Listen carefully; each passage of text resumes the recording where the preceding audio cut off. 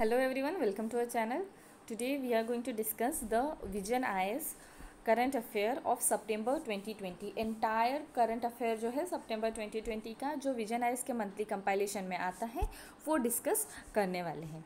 और the topic देखा जाए जो आज हम डिस्कस करने वाले हैं वो है polity and governance. We are going to cover the entire topic of a polity and governance from Vision IS compilation of September 2020। ठीक है, और over a period of time I will cover the other topics. ठीक है, यहाँ पे जैसे international relation हो गया, इकोनॉमी का पार्ट हो गया, ठीक है, बाद में security, environment and then science and technology, social issues, ये बाकी सारे जो भी टॉपिक्स हैं हम over a period of time cover करेंगे।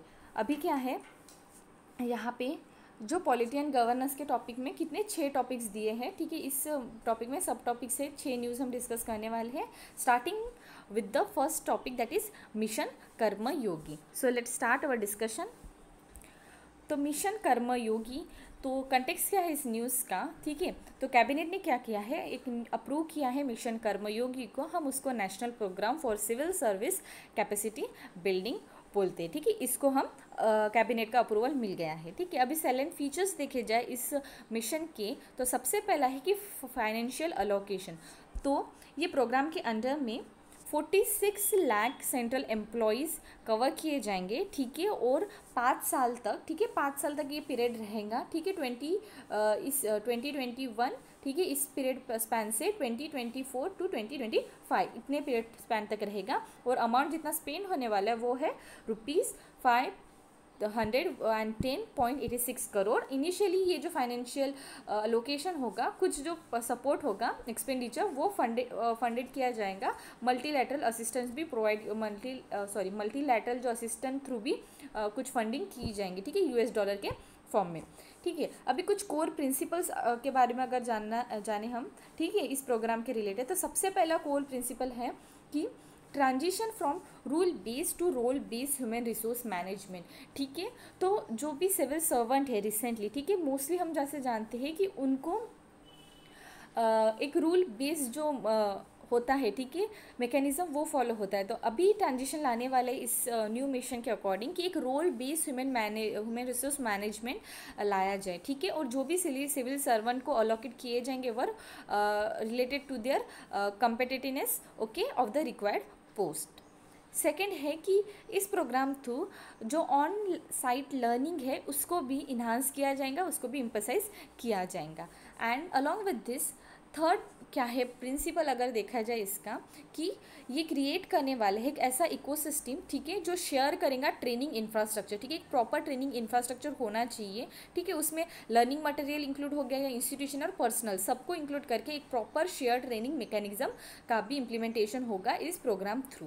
ठीक है, और जो सिविल सर्विसेज पोजिशंस हैं, ठीक है, they will also be calibrate to a framework of a roles, activities, competence approach. ठीक है, इस अप्रोच के थ्रू जो है FRACS अप्रोच जो है वो भी देखा जाएगा।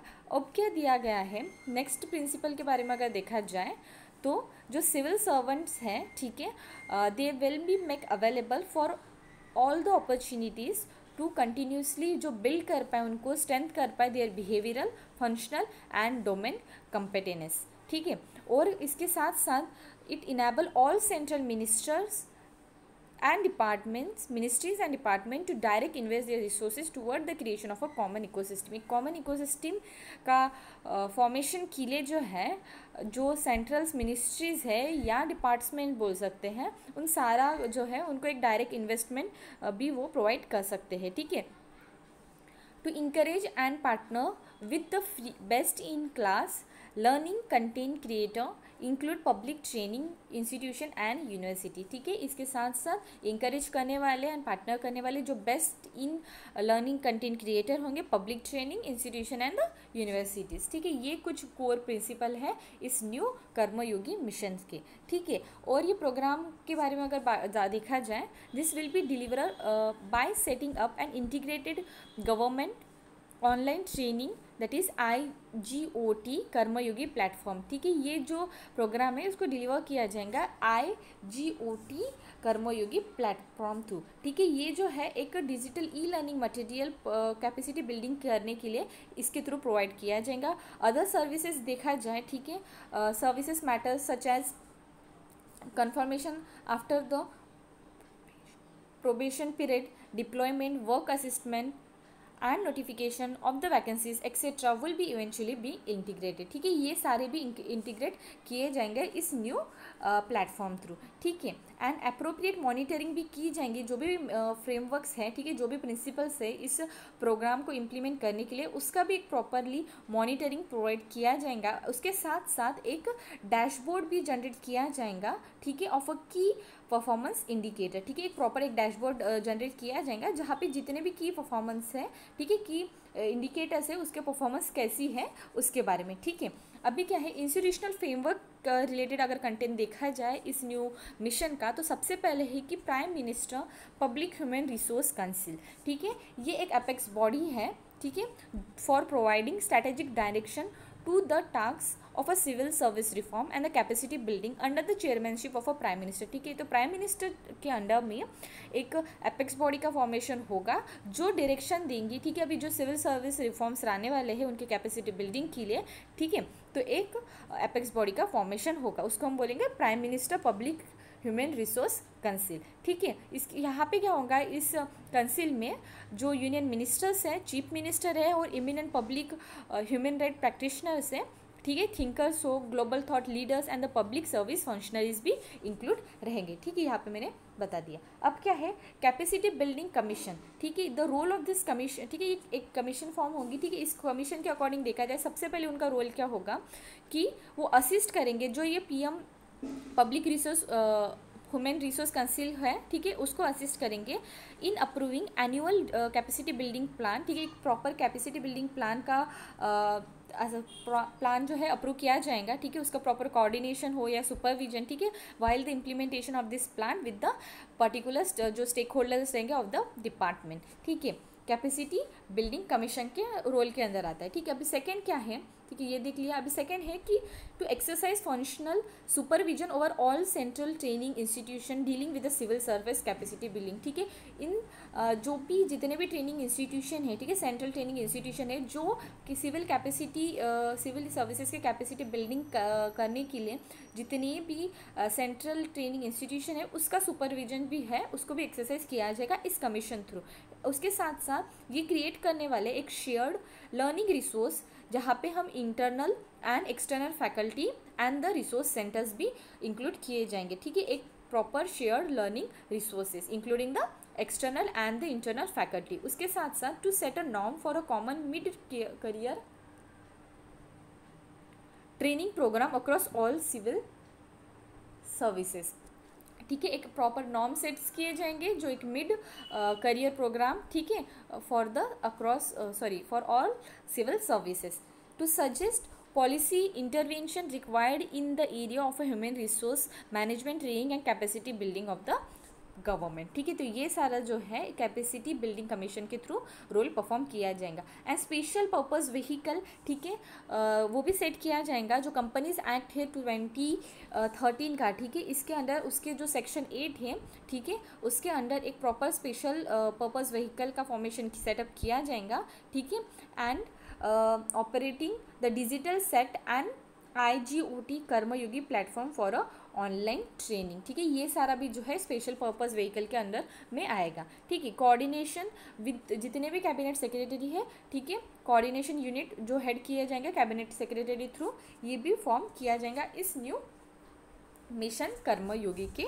यहाँ पे। ठीक है, अभी क्या है इंटेंट बेनिफिट्स क्या होंगे इस सारे जो हम इम्प्लीमेंट करने वाले। तो सबसे पहला मेजर बेनिफिट जो है इंश्योर करेगा इफ़ेक्टिव सर्विस डिलीवरी। ठीक है, जैसे हम जानते हैं जो भी वर्क असिस्ट होता है सिविल सर्वेंट को, ठीक है, उनका एक स्पेसिफिक रोल होता है, एक अपॉइंटमेंट अथॉरिटी होती है, डाटा होता है सर, ठीक है, उनके एक particular right candidate for the right job. ठीक है, एक हम जानते हैं कि सिविल सर्वेंट का बहुत ज़्यादा इंपॉर्टेंट एक रोल होता है। ठीक है, तो हमको एक right candidate right right position पे है इसको उनको चूज़ करना है, ठीक है। ये सारा जो बेनिफिट है इस प्रोग्राम थ्रू मिलेगा, ठीक है। इसका मतलब हम इंश्योर करेंगे कि जो सर्विस डिलीवरी हो वो एक इफिशिएंट वे में हो by choosing a right candidate for the right job. Second is accountability and transparency in the government, ठीक है। ये जो प्रोग्राम है इसके थ्रू हम एक रियल टाइम इवोल्यूशन करेंगे, ठीक है। जो भी गोल्स हैं तो वो कहीं ना कहीं हमको इंश्योर करेगा एक प्रॉपर अकाउंटेबिलिटी और ट्रांसपेरेंसी रहे in the governance process. And along with this it also ensure कि ease of a living for the common man and ease of a doing for all।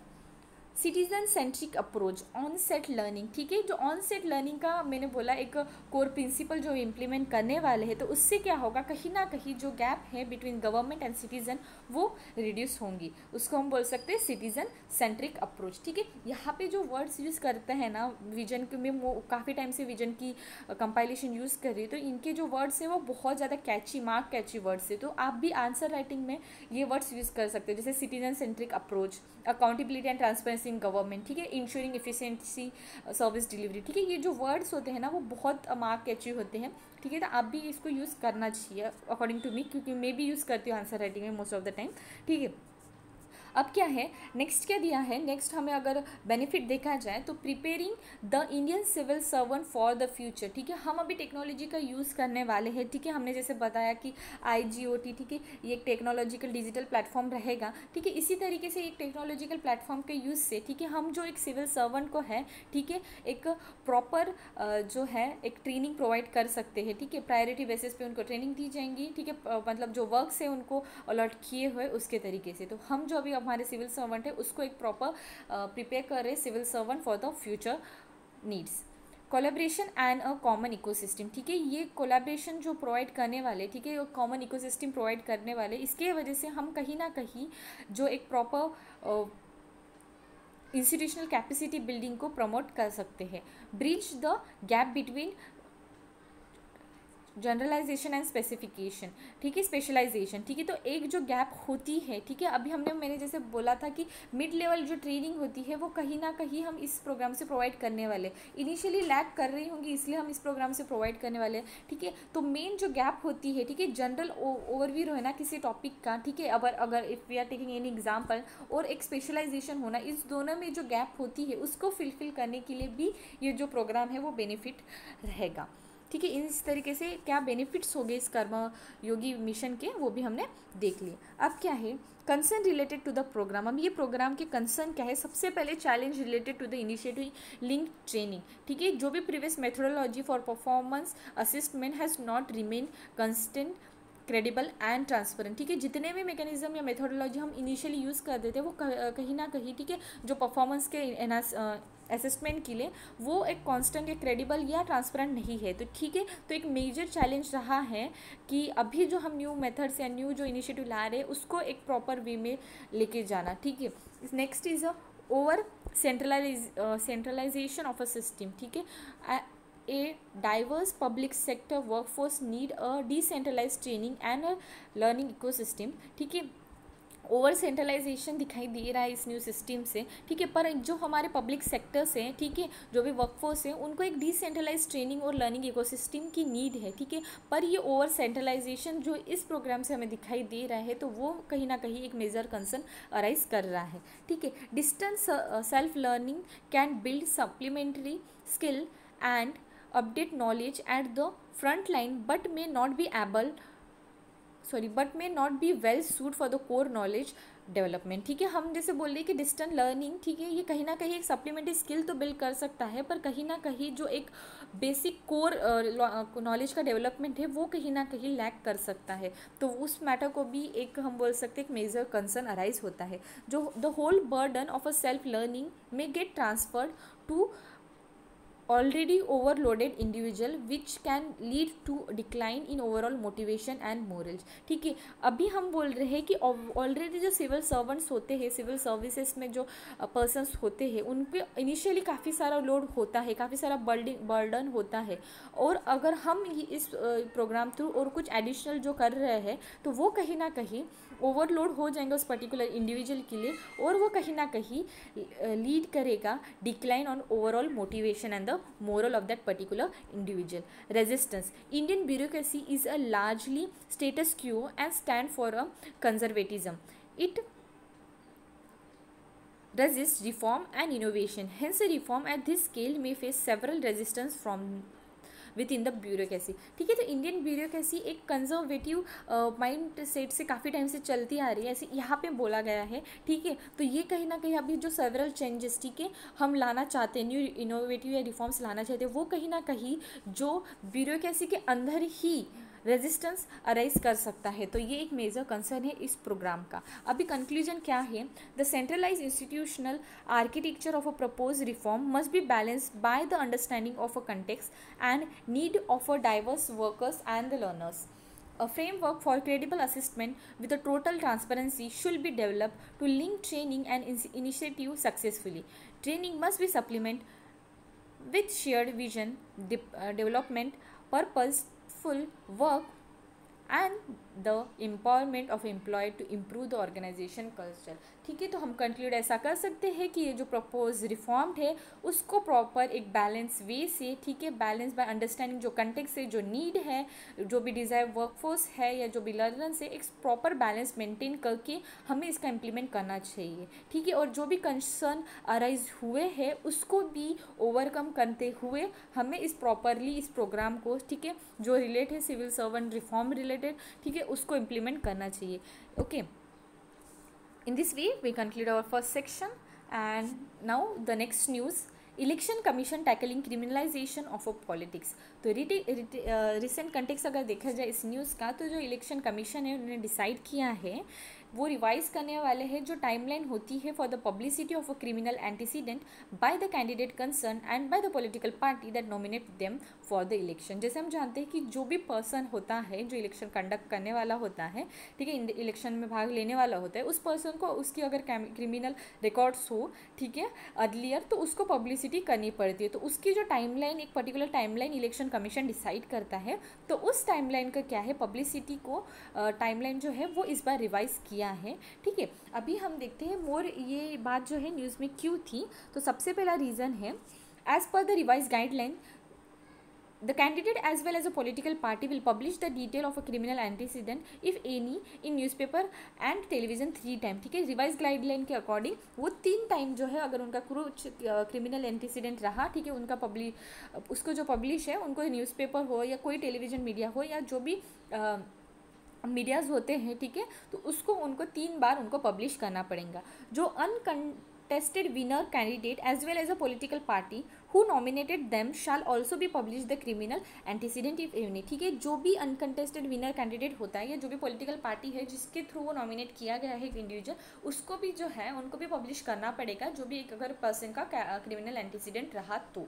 ठीक है, the timeline will help the voter in exercising their choice in more informal manner. ठीक है, अगर voters को पता चल गया, मतलब वोटर्स को आइडिया हो गई कि जिस कैंडिडेट को वो इलेक्ट करने वाले हैं उसके बैकग्राउंड में अगर कुछ क्रिमिनल एंटीसीडेंट हो या क्रिमिनल रिकॉर्ड्स हो, तो वो कहीं ना कहीं वोटर्स को एक प्रॉपर उनकी जो चॉइस है, इन्फॉर्म चॉइस करने को, ठीक है, यूज़फुल होगा. ठीक है, तो ये जो है एक अच्छा इनिशिएटिव बोल सकते हैं, अच्छा जो रिवाइज टाइमलाइन का मेन है, ठीक है, वो बहुत अच्छा है. ठीक है, अब क्या दिया है, other step taken by the election commission to decriminalization Indian politics. ठीक है, सबसे पहले मैं इस टॉपिक को डिस्कस करने के पहले मैं कुछ बता देती हूँ कि क्रिमिनलाइजेशन ऑफ पॉलिटिक्स इंडिया में कैसा है. ठीक है, यहाँ पे जो बॉक्स दिया है उसमें डिस्कस करते हैं.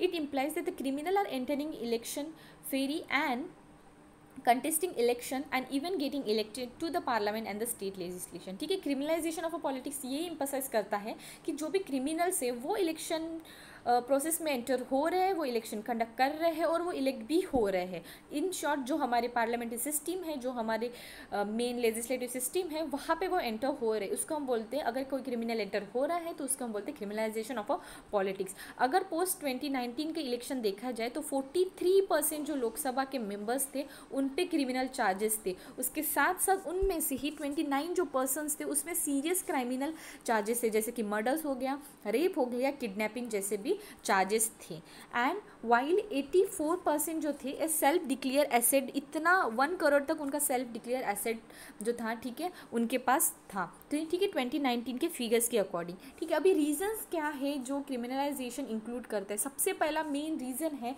जो एक नेक्सस होता है between the criminal and the politician. ठीक है, second is use of a money and a muscle power in the election. ठीक है, काफ़ी सारे जो पार्टीज़ है, काफ़ी सारे जो कैंडिडेट्स होते हैं, वो most of the time money और मसल पावर का इलेक्शन में यूज़ करके वोट्स गेन करते हैं। और ये भी एक मेन रीज़न है, वो कहीं ना कहीं जो क्रिमिनलाइजेशन इंक्रीज़ हो रहा है हमारे पॉलिटिक्स में, उसको लीड करता है। Next is a decline in a criminal justice system. Properly criminal justice system का प्रॉपर वर्क नहीं करना, उसका डिक्लाइन होना भी एक रीज़न है। Lack of a value based politics, ठीक है, नहीं प्ले हो रहा है। Tolerance in the criminal candidate, tolerance दिखाई दे रहा है in the criminal candidate.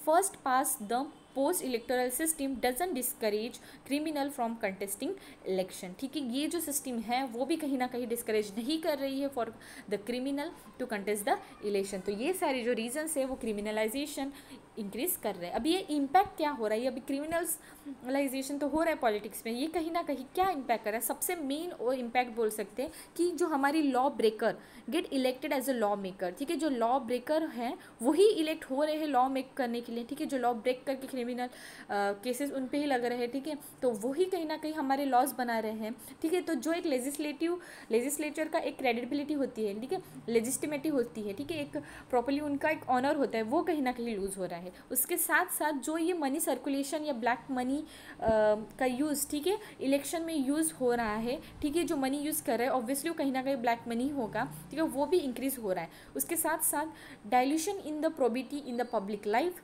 increased level of a corruption, introduction of a culture of a violence in the society and set a bad precedent for the youth of the to the follow। ठीक है, तो जो भी है अभी इतना अगर corruptions, ठीक है, लेवल इंक्रीज़ करेंगे, उसके साथ साथ एक कल्चरल जो वायलेंस है सोसाइटी में इंक्रीज़ होता है। उसके साथ साथ जो भी यूथ को एक जो है, ठीक है, हमारे जो फॉर कमिंग यूथ है उसको भी एक जो है बैड जो है नोटिस जाएगा। ठीक है, ये सारा जो इम्पैक्ट है हमें क्रिमिनलाइजेशन से होता है।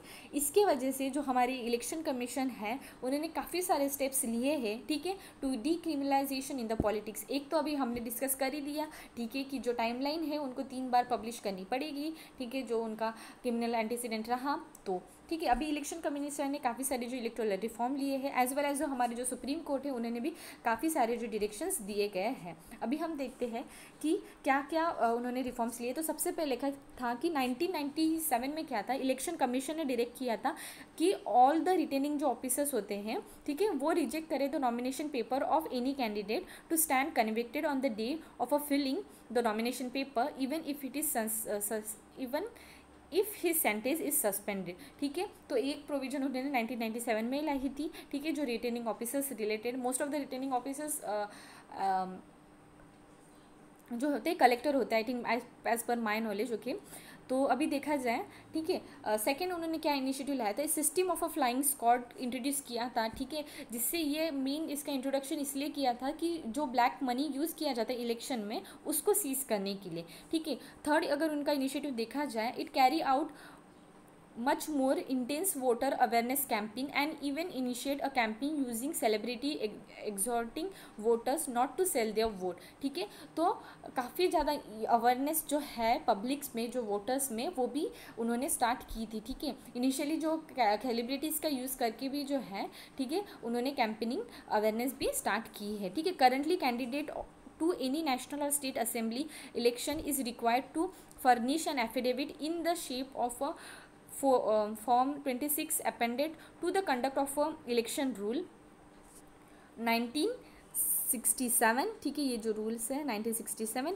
Containing information regarding their criminal antecedent if any, their asset liabilities and education qualification. ठीक है, तो एक बहुत अच्छा जो रूल ऑफ कंडक्ट है हमारा, सॉरी, जो कंडक्ट ऑफ इलेक्शन रूल्स है 1961, उसके अकॉर्डिंग भी जो है जो भी कैंडिडेट इलेक्शन में पार्टिसिपेट कर रहा है, ठीक है, तो उसको क्या है, एक जो फॉर्म 26 उसको फिल करना पड़ता है, एक फर्निश करनी पड़ती है एक एफिडेविट, जहाँ पे अगर किसी भी पर्सन का क्रिमिनल एंटीसीडेंट हो, उस पर्सन की कितने एसेट है, लाइबिलिटीज़ है या एजुकेशन क्वालिफिकेशन है, वो भी सारा उनको फिलअप करना पड़ता है। तो ये भी एक बहुत अच्छा इनिशिएटिव है। Limitation in election commission in tackling of a criminalisation. अभी क्या लिमिटेशन है, सबसे पहला लिमिटेशन अगर देखा जाए, need on a large scale infrastructure to monitor and ensure compliance. ठीक है, अगर जो भी ये जो भी क्रिमिनलाइजेशन ऑफ पॉलिटिक्स को स्टॉप करने के लिए जो है जो भी इनिशिएटिव ला रहे हैं इलेक्शन कमीशन, उसको लिमिट कर रहे काफ़ी जो एक मेन फैक्टर जो है वो है कि हमारा जो इंफ्रास्ट्रक्चर है, लार्ज स्केल एक इंफ्रास्ट्रक्चर चाहिए जो प्रॉपरली मॉनिटर करे जो भी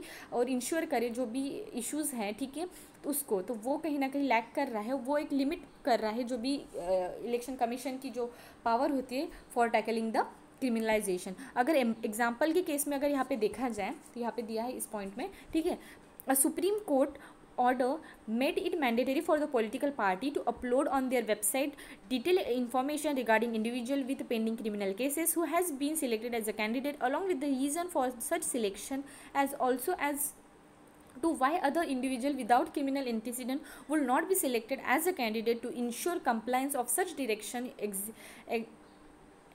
extensive human resource and the robust digital system are essential. ठीक है, अगर सुप्रीम कोर्ट का अगर उन्होंने ऑर्डर एक मैंडेटरी कर दिया तो जो पॉलिटिकल पार्टी है उनकी जो वेबसाइट होती है वहाँ पे उनको प्रॉपर एक डिटेल जो है इंफॉर्मेशन पर्टिकुलर जो कैंडिडेट इलेक्शन कंडक्ट करने वाला है, ठीक है, कंसिस्ट करने वाला है, तो उसको प्रॉपर जो उनकी इन्फॉर्मेशन उसको फिलफिल करनी पड़ती है। ठीक है, एक क्रिमिनल एंटीसीडेंट वाला इंडिविजुअल और एक विदाउट क्रिमिनल कुछ रिकॉर्ड होने वाला इंडिविजुअल, इन दोनों उसको हम विदाउट वाले को क्यों वोट ना करें, मतलब उनका एक जो प्रॉपर रीज़न है वो भी उनको जो है वाइल द सिलेक्शन वो भी उनको मेंशन करना पड़ता है। तो ठीक है, तो ये एक मेजर बहुत अच्छा एक पॉइंट है। ठीक है, next is a no role to disqualify candidate prior to the conviction even if a person is facing several serious charges. Section 8 of a RPA 1951 deals with the disqualification only after the person is convicted to the certain offense। ठीक है, अगर किसी पे person पे charge लगा हो तो अगर जब तक वो मतलब जब तक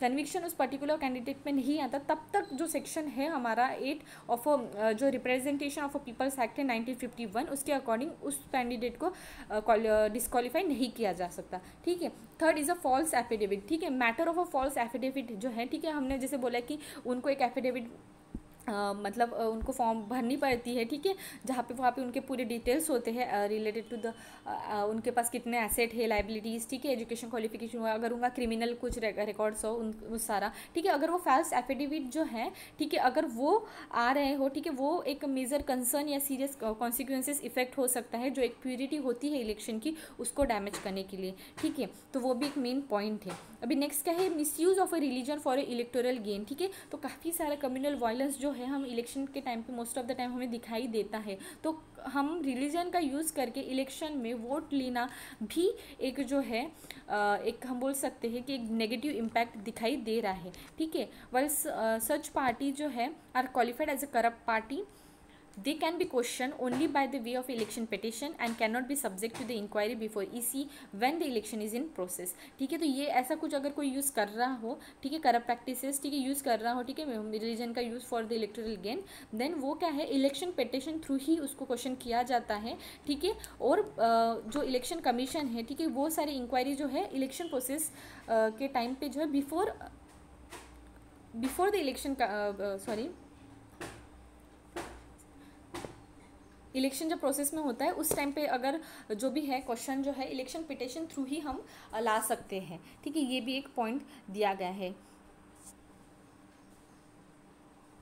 और जब तक एक वारंट नहीं आ जाता किसी पर्टिकुलर पर्सन तक, ठीक है, तब तक जो लॉ इन्फोर्समेंट एजेंसी है वो प्रोसीड नहीं कर सकती। तो ये भी एक इम्पॉर्टेंट पॉइंट है, वो कहीं ना कहीं जो लिमिट है इलेक्शन कमीशन की जो रिफॉर्म लाना चाहते हैं क्रिमिनलाइजेशन पे, ठीक है, तो वो उसको बैरियर ला रहा है। ठीक है, अभी क्या है, वे फॉरवर्ड हमें क्या बोल सकते हैं, तो इलेक्शन कमीशन जो लॉ कमीशन है, ठीक है, made a following recommendation on the union government to make a law in the form of electoral reform for decriminalization of a politics. उन्होंने काफ़ी सारे रिफॉर्म सजेस्ट किए हैं यूनियन गवर्नमेंट को लाने के लिए इलेक्शन कमीशन और लॉ कमीशन ने। तो सबसे पहला जो रिफॉर्म है तो वो है प्रपोज अमेंडमेंट इन रोपा।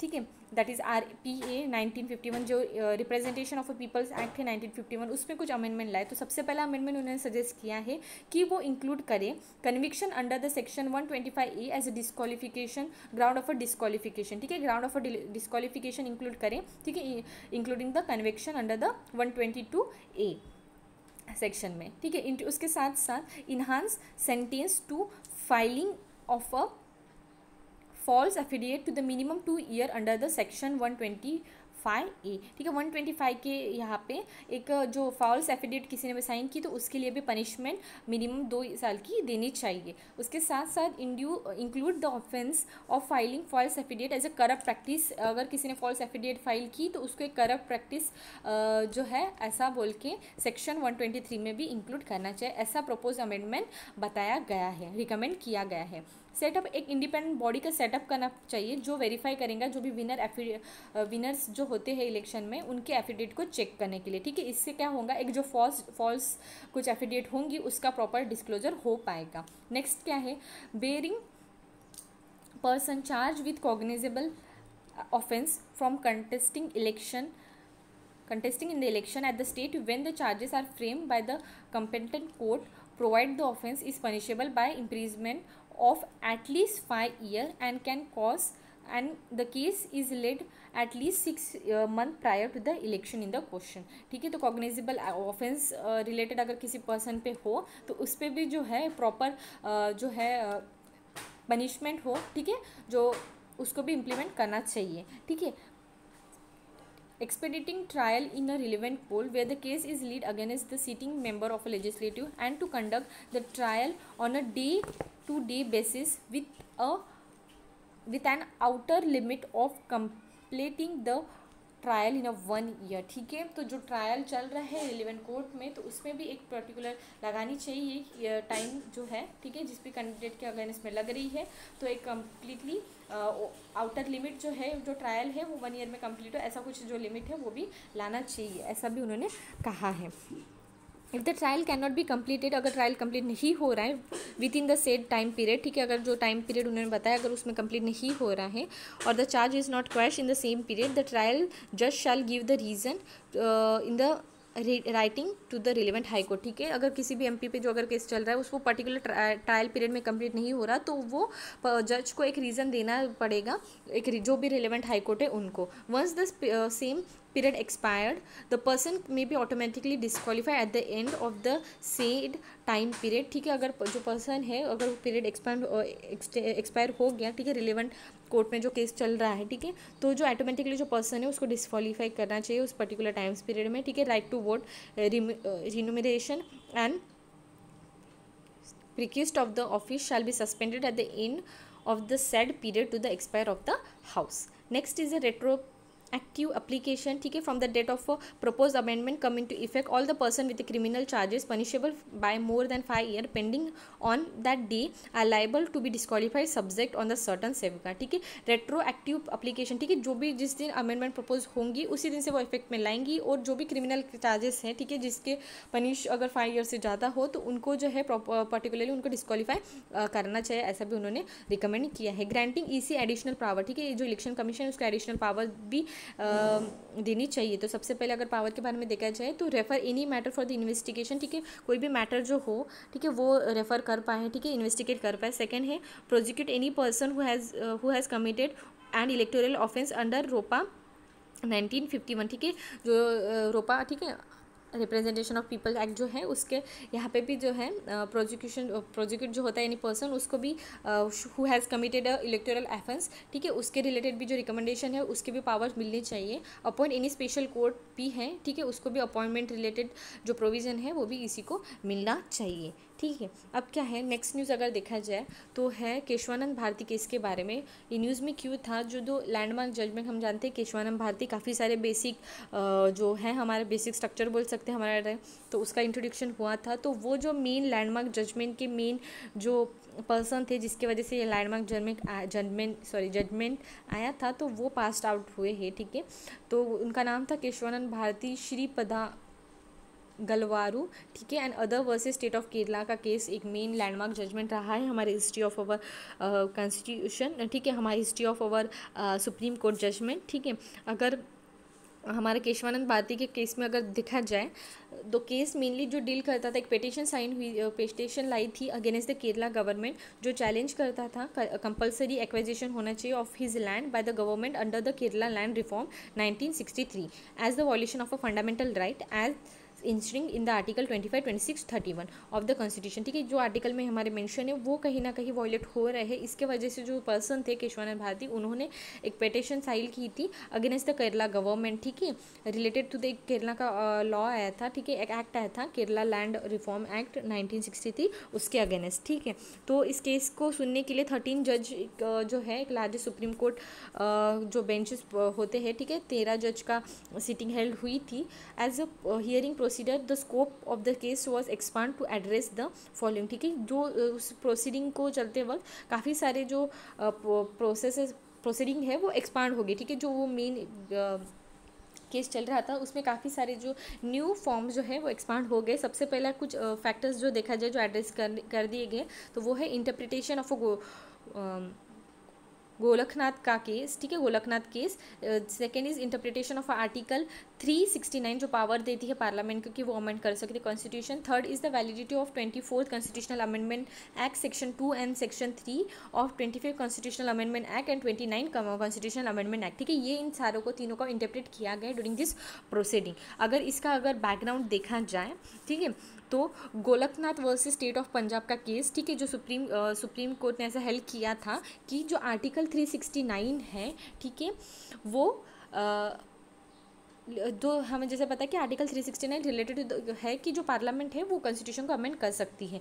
तो वहाँ पे जो गोलखनाथ वर्सेस पंजाब का जो केस था, ठीक है, स्टेट ऑफ पंजाब का केस था, उस टाइम पे क्या बोला था, जो article 369 merely let down the amending procedure but did not confirm upon the parliament the power to amend the constitution, ठीक है। इन्होंने ऐसा बोला था उस टाइम के केस में कि इट डजंट कन्फर्म कि जो पार्लियामेंट के पास पावर है टू अमेंड द कॉन्स्टिट्यूशन, ठीक है। There is no difference between amending power and legislative power of Parliament, and any amendment of the Constitution must be deemed law as understood in Article 13 to prohibit the state to make any law taking away or abridge fundamental right. This initially means that fundamental right could not be amended by the parliament. To amend the fundamental right, a new constitution assembly should be required. तो इस case के according ऐसा बोला था कि ज़्यादा जो legislative power होती है पार्लियामेंट की कि वो कॉन्स्टिट्यूशन के पार्ट को अमेंड कर सके, पर यहाँ पे ऐसा बोला गया है इनिशियली अगर हम फंडामेंटल राइट का अगर केस देखा जाए तो जो पार्लियामेंट है उनके पास पावर नहीं होती है कि वो फंडामेंटल जो राइट्स है उसको अमेंड कर पाए, ठीक है। अगर आपको फंडामेंटल राइट अमेंड करने ही है तो आपको कॉन्स्टिट्यूशन असेंबली, एक न्यू कॉन्स्टिट्यूशन असेंबली का फॉर्मेशन करना होगा, ऐसा गोलखनाथ केस में बोला गया था। आफ्टर गोलखनाथ केस, ठीक है, सेवरल अमेंडमेंट लाए गए, ठीक है, पार्लियामेंट में। तो उसमें से एक था 24th अमेंडमेंट, ठीक है। 24th अमेंडमेंट में ऐसा स्टेट किया गया था कि the constitution amendment are not law under the article 13, thus parliament has a power to amend any fundamental right, ठीक है। आर्टिकल 13 में बता देती हूँ एक बार, आर्टिकल 13 क्या है, जो प्रोहिबिट आर्टिकल 13 जो है प्रोहिबिट द आर्टिकल 13 क्लॉज 2 के बारे में एक बार बताती हूँ कि आर्टिकल 13 क्लॉज 2 बताता है कि prohibit the state to make any law taking away for abridging fundamental right. तो इस 24 अमेंडमेंट के अकॉर्डिंग ऐसा बोला गया है कि कॉन्स्टिट्यूशन अमेंडमेंट जो होता है वो लॉ नहीं होते हैं जो आर्टिकल 13 के अकॉर्डिंग, ठीक है।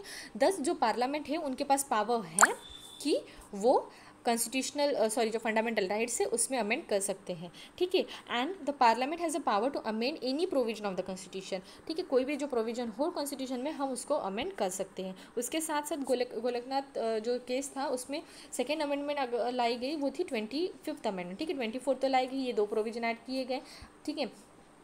और ये, ठीक है, एक पहला प्रोविजन की वही कि फंडामेंटल राइट को हम अमेंड कर सकते हैं, और उसके साथ साथ जो भी कॉन्स्टिट्यूशनल प्रोविजन है, जो भी कॉन्स्टिट्यूशनल ऑफ इंडिया में मेंटेन है, कोई भी प्रोविजन को अमेंड कर सकते हैं, ठीक है। 24 अमेंड। अब 25th में क्या बोला गया, जो सेक्शन 2 है ऑफ एक्चुअल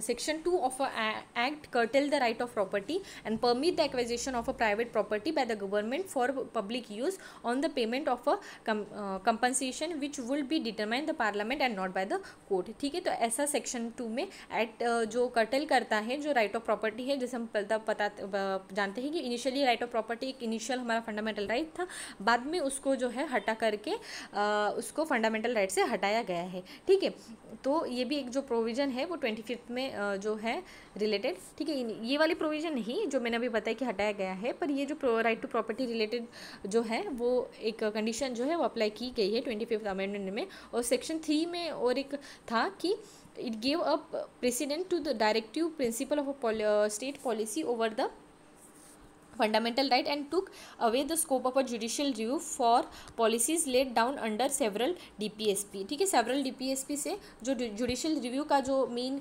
फॉर्म होता है, ठीक है, जो हम जुडिशियल रिव्यू कर सकते हैं उसको भी हटाया गया था। और उसके साथ साथ जो डायरेक्टिव प्रिंसिपल DPSP होते दे हैव गिव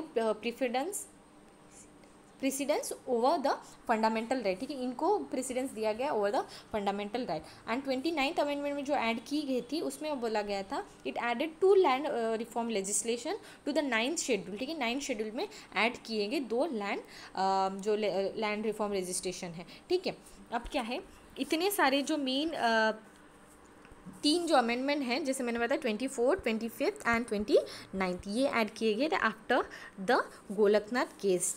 ठीक है, अब क्या हुआ बाद में over outcome of a Kesavananda Bharati case. Initially हमने बोला कि ये जो केशवानंद भारती है उस टाइम पे काफ़ी सारे जो प्रोसीडिंग है वो एक्सपांड हो गई थी, तो गोलकनाथ केस आया था। ठीक है, उसके साथ साथ ये सारे अमेंडमेंट्स भी आए थे अभी जो हमने डिस्कस किए। उसके बाद क्या हो, अभी केशवानंद भारती केस में क्या आउटकम आए। ठीक है, उन्होंने ऐसा बोला कि उन्होंने अफेल्ड की जो कॉन्स्टिट्यूशन अमेंडमेंट लाया गया था 24 को उसको अफेल्ड किया और उन्होंने ऐसा बताया, सुप्रीम कोर्ट ने ऐसा डिक्लेयर कर दिया कि parliament had a power to amend the provision of a constitution including the fundamental right। ठीक है, हम फंडामेंटल राइट को भी इंक्लूड करते हैं कि हम पार्लियामेंट उसको प्रोविज़न उसको अमेंड कर सकता है, बट उन्होंने मेन एक न्यू प्रिंसिपल का इनोवेशन किया। ठीक है, हम बोल सकते हैं न्यू प्रिंसिपल ऐड की कि बेसिक स्ट्रक्चर डॉक्ट्राइन। ठीक है, तो बेसिक फार्मूला जो फंडामेंटल प्रिंसिपल होते हैं कॉन्स्टिट्यूशन के हम उसको अल्टर या डैमेज और डिस्ट्रॉय नहीं कर सकते, तो ये जो मेन फीचर है वो ऐड किया गया है, बेसिक स्ट्रक्चर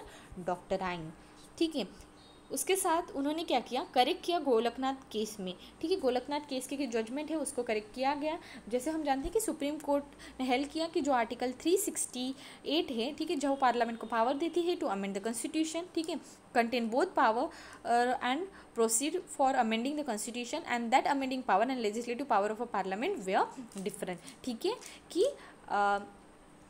इन दोनों जो अमेंडिंग पावर होती है और जो लेजिस्लेटिव पावर है उन दोनों को डिफरेंशिएट कर दिया गया। ठीक है, इस ये जो जजमेंट है मतलब जो गोलकनाथ केस का उसको भी एक करेक्शन दिया गया। ठीक है, अदर जजमेंट जो दिखा जाए जो सुप्रीम कोर्ट ने अपहेल्ड किया जो 25th और 29 अमेंडमेंट में ऐड किए गए उसको भी कुछ पार्ट को जो अपहेल्ड कर दिया गया। ठीक है, and except the part that curtail is power of a judicial review and also assert that a preamble is a part of a constitution and hence amendable. ठीक है, तो उन्होंने ऐसा भी ऐड किया कि प्रियम्बल भी जो है एक कॉन्स्टिट्यूशन का पार्ट है और उसको भी हम अमेंड कर सकते हैं। तो ये सारे जो मेजर केसेस है या मेजर आउटकम है जो केशवानंद भारती केस से हमें मिले। ठीक है, अभी मैं बताती हूँ कि जो बेसिक स्ट्रक्चर ऑफ डॉक्ट्राइन हमको मिली है, तो बेसिक स्ट्रक्चर ऑफ डॉक्ट्राइन का इवोल्यूशन कैसे हुआ। तो basic structure of doctrine find no reference in the constitution, it evolve over a various court judgement. ठीक है, तो इनिशियली जो कॉन्स्टिट्यूशन जब फॉर्म हुआ तब बेसिक स्ट्रक्चर ऑफ डॉक्ट्राइन नहीं था, पर over a period of time काफ़ी सारे जजमेंट के बाद जो बेसिक स्ट्रक्चर ऑफ डॉक्ट्राइन है उसका इवोल्यूशन हुआ। तो सबसे पहला जो केस था 1951 में, ठीक है, शंकरिया प्रसाद केस एंड 1965 का साजन सिंह केस। ठीक है, उन्होंने अर्लियर जो था सबसे पहले उन्होंने ऐसा बोल सकते हैं कि जो parliament can amend any part of the constitution including the fundamental right using the article 368। ये पहला इस टाइम पे हुआ था। ठीक है, इनके पीरियड में। सेकेंड क्या था, गोलकनाथ केस मैंने अभी डिस्कस किया था। तो बाद में पहले तो बोला कि इनके ये जो केस थे उस टाइम पे तो बोल दिया था कि फंडामेंटल राइट्स इंक्लूडिंग जो प्रिंसिपल ऑफ अ कॉन्स्टिट्यूशन से provision of constitution including the fundamental right हम अमेंड कर सकते हैं। इनिशियली ऐसा डिसाइड किया, बाद में क्या हुआ, गोलकनाथ केस में दो fundamental right can not amend by the parliament, ठीक है, जो फंडामेंटल राइट को हम अमेंड नहीं कर सकते, ऐसा उस टाइम पे बोला गया गोलकनाथ के केस में, जो इम्प्लाइज करता है some feature of a constitution lie in its core and required much more than the usual procedure to change them, this lead a pathway of the for the basic structure of doctrine, ठीक है। उन्होंने इस case में क्या बोला था, fundamental जो right है उसको हम अमेंड नहीं कर सकते हैं, क्योंकि ऐसे जो मेन फीचर्स, जो कोर फीचर्स है कॉन्स्टिट्यूशन के, उसको अमेंड करने के लिए कुछ स्पेशल प्रोसीजर लगती है, ठीक है। तो इससे हम बोल सकते हैं इनिशियली इससे हमारा जो पाथ है basic structure of doctrine, basic structure of doctrine का इनिशिएट हो गया, ठीक है। और बाद में जब केशवानंद भारती केस है 1973 में, तब सुप्रीम कोर्ट ने हेल्ड किया कि जो अमेंडिंग पावर होती है कॉन्स्टिट्यूशन की पार्लियामेंट के पास, ठीक है, तो वो है इंक्लूड कर सकते फंडामेंटल राइट को। फिर से उन्होंने बोला और बताया कि जो अमेंडमेंट आप कर रहे हो वो कहीं ना कहीं जो बेसिक स्ट्रक्चर होता है कॉन्स्टिट्यूशन का उसको अफेक्ट ना करे, उसको डिस्टर्ब ना करे। Evolution on the case to case bias basis, cases to case basis काफ़ी सारी इवोल्यूशन होते गए। Supreme court has since then strengthen and refine the doctrine and elaborate on the principle that consider the basic structure of Indian constitution in the several judgement. काफ़ी सारे judgement में जो basic feature रहते हैं, ठीक है, उसको इलेबोरेट किया। काफ़ी सारी जजमेंट अगर देखा जाए तो इंदिरा नेहरू गांधी वर्सेस नारायण केस 1975,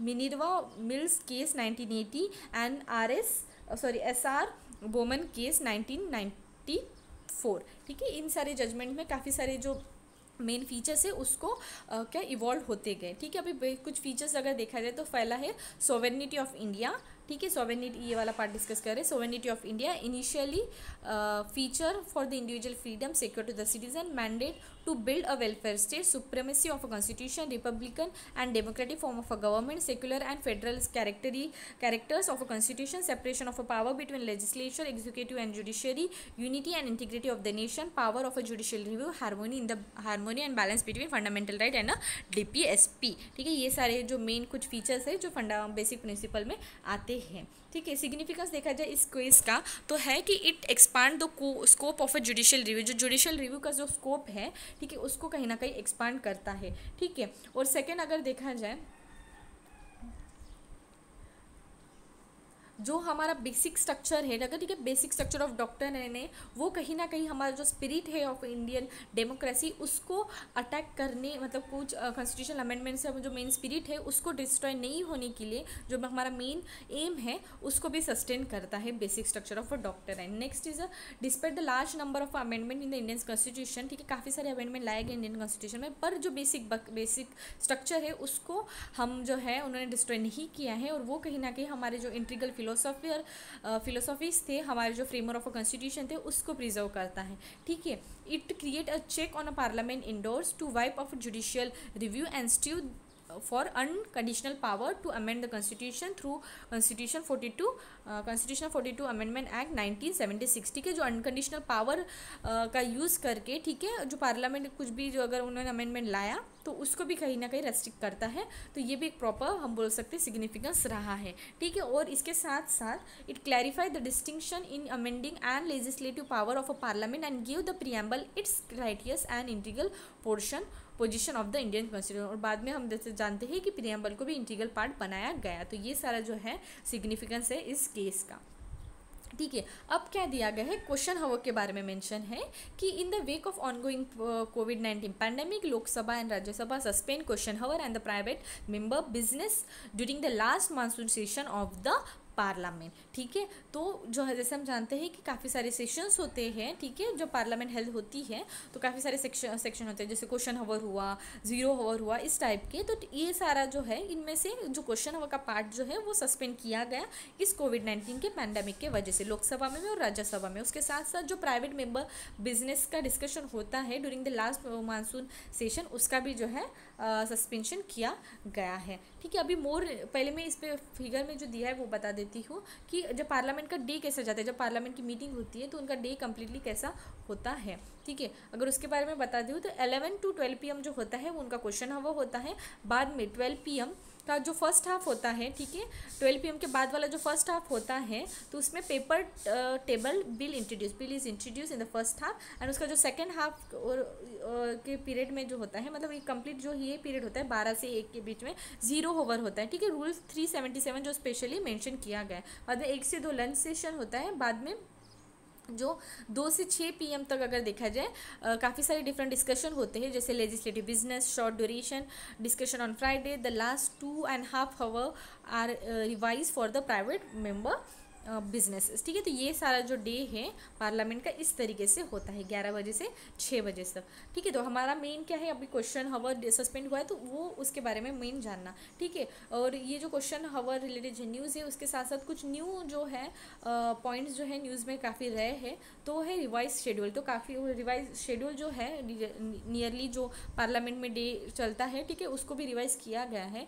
तो Rajya Sabha will meet between 9 AM and 1 PM, ठीक है। 9 AM से 1 PM वो मिलेगी, और जो लोकसभा है 3 to 7 PM। 0 over has been cut short to 30 minute. 0 over जो है मैंने यहाँ पे बताया 1 घंटे का था, उसको 30 मिनट में कन्वर्ट कर दिया गया, sorry 30 minutes.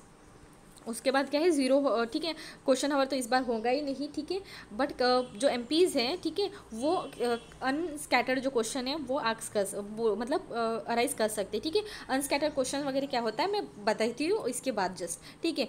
Short notice question, ठीक है, will be allowed with oral answers, ठीक है। शॉर्ट जो नोटिस क्वेश्चन है वो ओरल आंसर के साथ ही जो है अर्जेंसी मैटर के अकॉर्डिंग वो डिस्कस किए जाएंगे। नो प्राइवेट मेंबर बिजनेसेस, ठीक है, no private member businesses will be discuss, okay, how aside the bill put in by the MPs।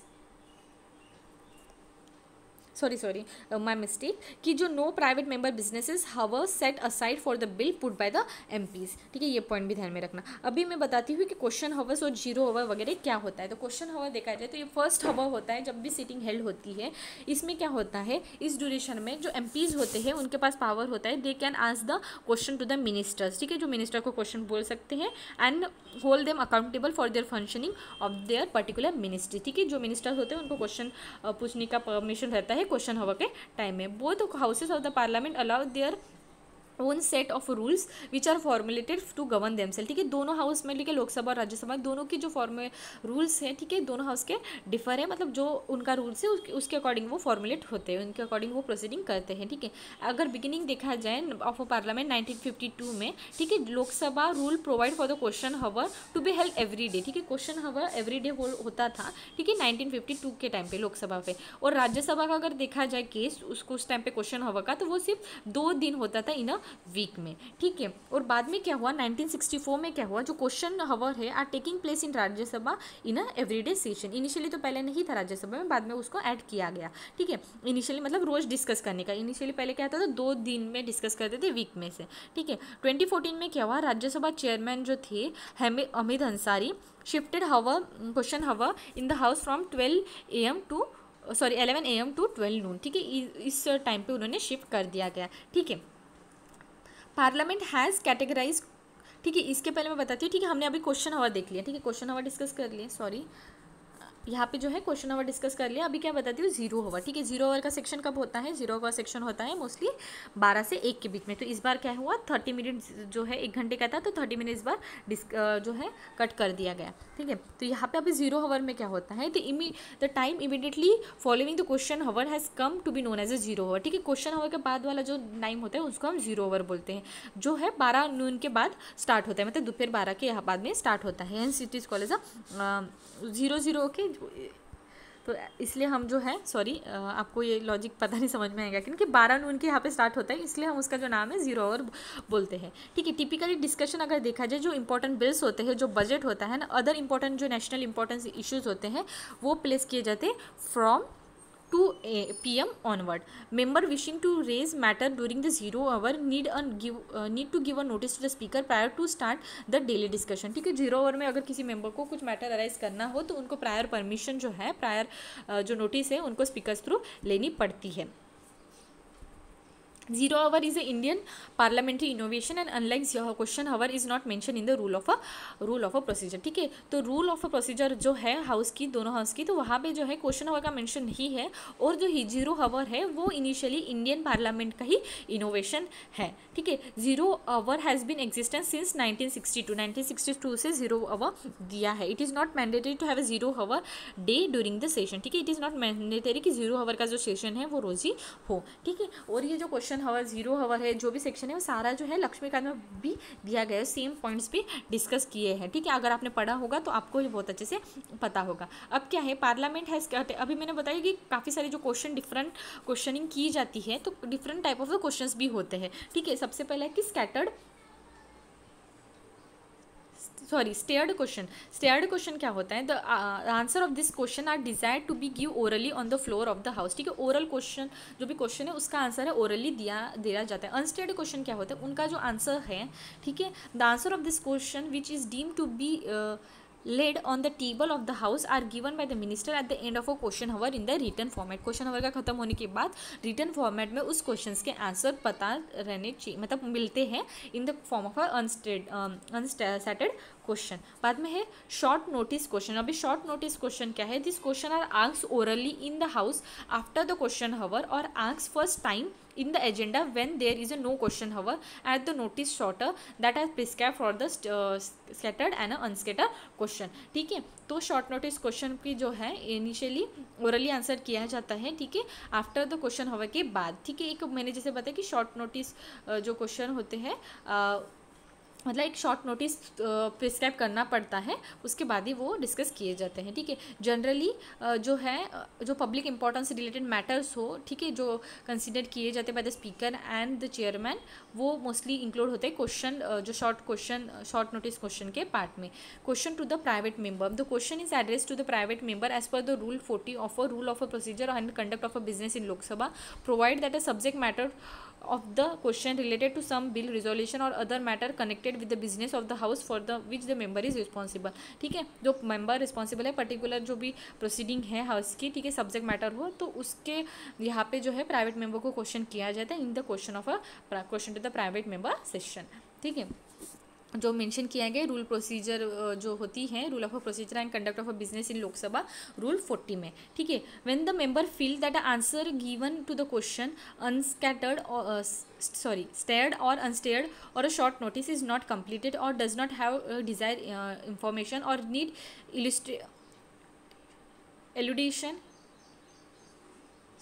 elucidation on the matter of a fact, he may be allowed to the speaker to raise a question in the house for half an hour। the procedure is therefore term as a half an hour discussion। ठीक है, अगर जो भी matter, ठीक है, ये जो 3 question session हो गए, ठीक है, फिर भी कुछ जो मैटर्स है, ठीक है, उसमें एक डिजायरेबल इंफॉर्मेशन नहीं मिली, उस मैटर मतलब कंप्लीट नहीं हुआ, तो जो स्पीकर है वो डिस्कशन को एक्सटेंड करता है और हाफ आवर तक। ठीक है, तो उसको हम हाफ आवर डिस्कशन बोलते हैं। Before asking the question in the parliament the member has to give 15 day notice. ठीक है, पार्लियामेंट को क्वेश्चन अगर पूछना हो तो मेंबर्स को जो है 15 day नोटिस देना पड़ता है प्रायर। ठीक है, टू द स्पीकर हो या चेयरमैन हो according to the particular house. ठीक है, and such period can be reduce by the description of the people. ये जो 15 day का पीरियड है वो डिस्क्रिप्शन मतलब जो स्पीकर और चेयरमैन है उसके पास डिस्क्रिप्शन होता है कि वो ये डे को डिस्क्रीज कर सकता है। The permissible limit with respect to the question are only 5 day per member in Lok Sabha and 7 day in Rajya Sabha. ठीक है, तो अगर क्वेश्चन कितने भी अनलिमिटेड क्वेश्चन नहीं पूछ सकते हैं, लोकसभा में 5 question per day and Rajya Sabha में 7 question per day particular permissible limit होती है मेंबर्स की। ठीक है, suspension of a question hour in the past. Question hour इसके पहले भी कब सस्पेंड हुआ है देखा जाए तो 1962, 1975, 1976, 1991, 2004 एंड 2009 में भी इसके पहले भी क्वेश्चन हवर जो है सस्पेंड किया गया था।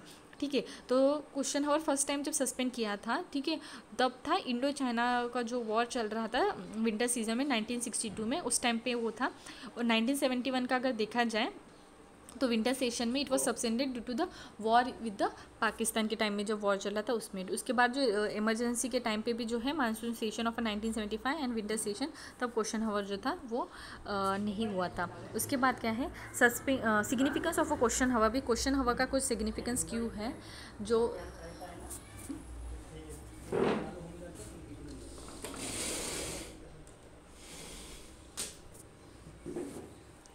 Sorry for the inconvenience.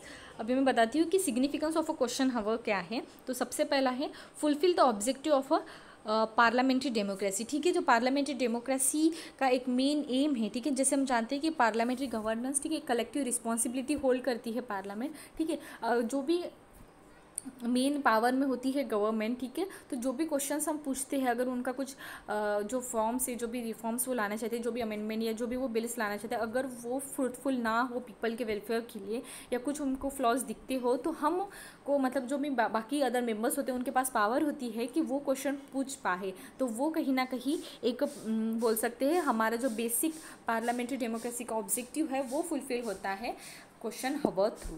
Next is the generate public awareness. Question hour and discussion जो है, ठीक है, on ahead lead to the greater public notice as the information reach to far in to the nation. ठीक है, एक general public awareness के लिए भी यूजफुल है। Next is formulate public policy.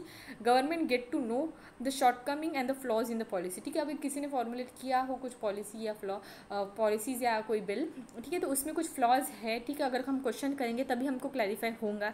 ठीक है, और कुछ रीजंस जो होंगे, उन्होंने कुछ ऐसी पॉलिसी लाई, उसका भी हमें क्लैरिफिकेशन मिलेगा। तो इसके लिए क्या है बोल सकते हैं, पब्लिक पॉलिसी को प्रॉपरली फॉर्मुलेट करने के लिए भी जो है क्वेश्चन हवर यूजफुल है। Next is a limit judicial intervention. Lack of a parliamentary oversight has been compounded by the judicial intervention in many policy issues. For example, the government action related to the lockdown and the hardship caused to migrate should have to be questioned by the parliament. However, this has taken to the Supreme Court, which is not equipped to balance the policy option. जैसे हम जानते हैं कि कुछ जो factors है जहाँ पे सुप्रीम कोर्ट इंटरफेयर नहीं कर सकती है, पर जब हम देख सकते हैं कि government action related to the lockdown का एग्जांपल अगर देखा जाए, तो जो माइग्रेंट का इशू था वो पार्लियामेंट में ना डिस्कस होते हुए जो पॉलिसी उसके रिलेटेड जो है सुप्रीम कोर्ट थ्रू कुछ उन्होंने एक्शन टेक प्लेस किए, तो वो कहीं ना कहीं हम देख सकते हैं कि जो पार्लियामेंट्री ओवरसाइट जो है related to the judicial intervention, ठीक है, वो भी कहीं ना कहीं हम बोल सकते हैं कि लिमिट करता है इन द क्वेश्चन हवर्स। ठीक है, next is aspirational district programme. ठीक है, एस्पिरेशनल डिस्ट्रिक्ट प्रोग्राम के बारे में एक न्यूज़ दी है कि रिसेंटली असिस्टमेंट रिपोर्ट मिली है, ठीक है, जो एस्पिरेशनल डिस्ट्रिक्ट प्रोग्राम रिलेटेड जो रिलीज़ की गई है institution of a competitiveness and a social programme imperative इनके थ्रू। अभी ये क्या है, इंस्टीट्यूशन ऑफ अ कॉम्पिटिटिवनेस के बारे में अगर देखा जाए तो India is an international initiative centre in India, ठीक है, dedicated to enlarging and purposeful dissemination of a body of a research and knowledge of on competition and a strategy. ठीक है, ये इंस्टीट्यूशन का मेन जो है एक इंडिया जो है एक इंटरनेशनल इनिशिएटिव का सेंटर है, ठीक है, जो डेडिकेट करते हैं on enlarging and purposeful dissemination of a body of a research knowledge and a competitiveness and the strategy. ठीक है, इनकी नॉलेज पार्टनर्स देखा जाए तो नीति आयोग जो है वो भी उनके नॉलेज पार्टनर्स है। उन्होंने रिसेंटली अगर देखा जाए तो इंडियन इनोवेशन इंडेक्स का भी लॉन्च किया था, उन्होंने रिलीज़ किया था। ठीक है, और क्या है सोशल प्रोग्रेस इम्पेरेटिव के बारे में अगर देखा जाए तो एक US based non profit organisation है जो पब्लिश करती है द सोशल प्रोग्रेस इंडेक्स को, ठीक है, जो मेज़र करती है जो भी कंट्रीज़ को काफ़ी सारे जो कंट्रीज़ है उसमें कि वो प्रोवाइड कर रहे हैं कि सोशल और इन्वायरमेंटल जो नीड्स होती है ऑफ सिटीज़न उसके रिलेटेड एक जो इंडेक्स है वो पब्लिश करती है। ठीक है, इन दोनों बॉडीज़ जो अभी इन दोनों बॉडीज़ ने अभी जो रिसेंटली एस्पिरेशन डिस्ट्रिक्ट की रिपोर्ट लाई है, इन दोनों ने लाई है। ठीक है, अभी इस प्रोग्राम के बारे में अगर देखा जाए तो ये लॉन्च हुआ था 2018 में government of India through to accelerate the improvement in the social economic indicator of most of under developed district in the country. ठीक है, जो भी अंडर डेवलप्ड डिस्ट्रिक्ट्स हैं कंट्री में उसमें एक प्रॉपर इम्प्रूवमेंट लाए in the social and economical indicators में। ठीक है, इसलिए 2018 में गवर्नमेंट ऑफ इंडिया ने इसको लॉन्च किया था। करंटली अगर इस प्रोग्राम के अंडर देखा जाए तो 112 आउट ऑफ 736 डिस्ट्रिक्ट जो है उसमें से जो लेफ्ट विंग एक्सट्रीमिज़म जो प्लेसेस है, ठीक है, 35 उसको भी इंक्लूड करके अगर देखा जाए तो इतने प्लेसेस में जो है इम्प्लीमेंट किया है। ठीक है, इतने डिस्ट्रिक्ट में से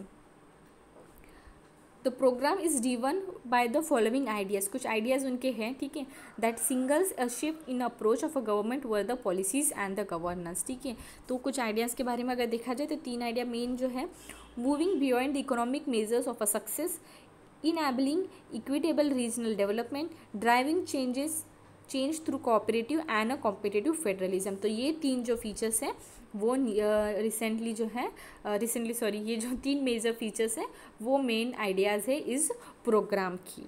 ठीक है, कुछ मेजर फैक्टर्स जो है थीम जो देखा जाए, ठीक है, जो मेनली फोकस करेंगे practical and measurable social economic social progress outcome के लिए। तो कुछ इंडिकेटर्स या फिर कुछ मेन थीम्स हैं, ठीक है। तो वो थीम्स अगर देखा जाए तो सबसे पहला है हेल्थ एंड न्यूट्रिशन, ठीक है, education, agriculture, water resource, financial inclusion, skill development and a basic infrastructure.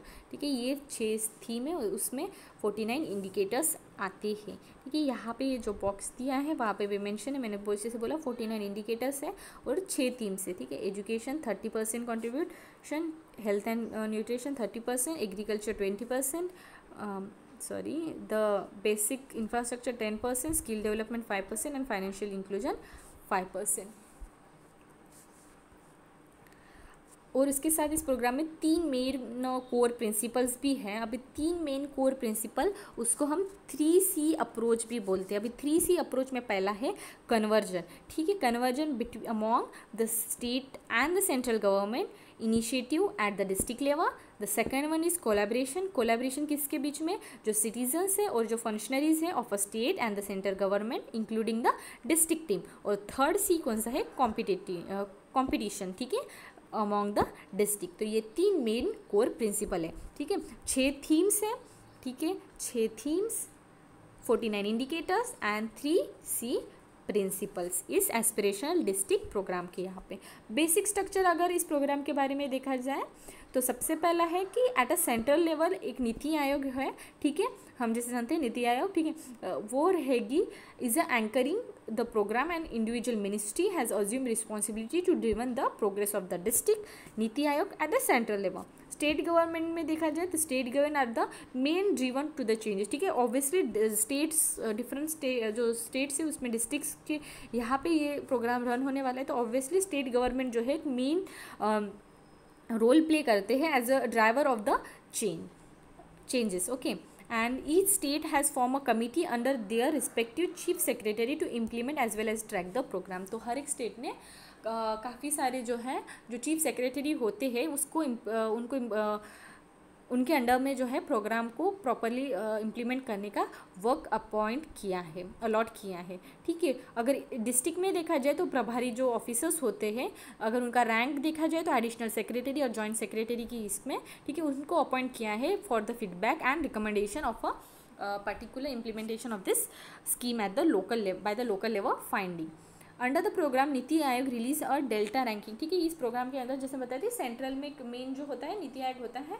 ठीक है, तो जो delta ranking NITI Aayog through the जाती है, ठीक है, मंथली बेसिस में कितना इस 6 जो फोकस एरिया है, ठीक है, उसमें आपने कितने चेंजेस लाए हैं उसके बेसिस पे डेल्टा रैंकिंग दी जाती है through the champion of change borderline on the online dashboard through ही दिया जाता है। ठीक है, यहाँ पे फाइंडिंग ऑफ द रिपोर्ट क्या है, इस फाइंडिंग के अकॉर्डिंग कुछ जो मिला है। ठीक है, तो पहला है disparities among sectors are high. ठीक है, काफ़ी सारी जब मैंने बोला जैसे यहाँ पे 6 थीम्स हैं, ठीक है, तो काफ़ी सारे जो सेक्टर्स में हैं काफ़ी सारे डिस्पैरिटीज़ हमें दिखाई दे रहे हैं। जैसे हेल्थ और एजुकेशन का देखा जाए वो क्लोज है उनके टारगेट जो है उसको अचीव करने के लिए। ठीक है, जो भी टारगेट सेट किए हैं डिस्ट्रिक्ट्स में, बट जो एग्रीकल्चर और फाइनेंशियल इंक्लूजन वाला एरिया है ना, उसमें कहीं ना कहीं जो डिस्ट्रिक्ट्स है उसके टारगेट 40 to 90%, मतलब काफ़ी 40 to 90% तक अवे है टू रीच द टारगेट। ठीक है, इसलिए जो भी जितने भी थीम्स है उसको मतलब इंक्लूसिवली, ठीक है, हर मतलब साथ में पूरे डेवलप नहीं हो रहे, तो ये एक मेजर फाइंडिंग है इस रिपोर्ट की। Next is aspirational district programme is generating economic as well as a social impact. ठीक है, ये जो प्रोग्राम है वो जनरेट कर रहा है economic as well as a social impact. ठीक है, हेल्थ एंड न्यूट्रिशन का अगर एग्जांपल लिया जाए इसके केस में रिड्यूस कर रहा है the economic impact of reducing several acute malnutrition among children is felt through the effect of productivity and lifetime learning. The overall economic impact for all the state only looking at an aspirational district of reducing SAM in estimate to be मैनमोथ ₹1.43 lakh crore. ठीक है, तो ये हम देख सकते हैं कि बहुत जो है एक इम्पैक्ट दिखाई दे रहा है in the case of economic impact of reducing several acute malnutrition among the childrens. ठीक है, नेक्स्ट क्या है, aligning the objective of ADP with the SDG is a crucial to establish a time-bound assessment framework. The ADP and the Sustainable Development Goal both emphasize on the provision of a basic services that through sustained mean to the most marginal community and the people। ठीक है, तो ये दोनों का जो objective है उनको align मतलब साथ के साथ में, ठीक है, ऑब्जेक्टिव को फुलफिल करना एक टाइम बाउंड मैनर में एक क्रूशल टास्क है, हम बोल सकते हैं। ठीक है, दोनों का मेन तो मोटिव ऐसा ही है कि जो मार्जिनल कम्युनिटीज़ है, मार्जिनल पीपल है, उनको एक sustainable basic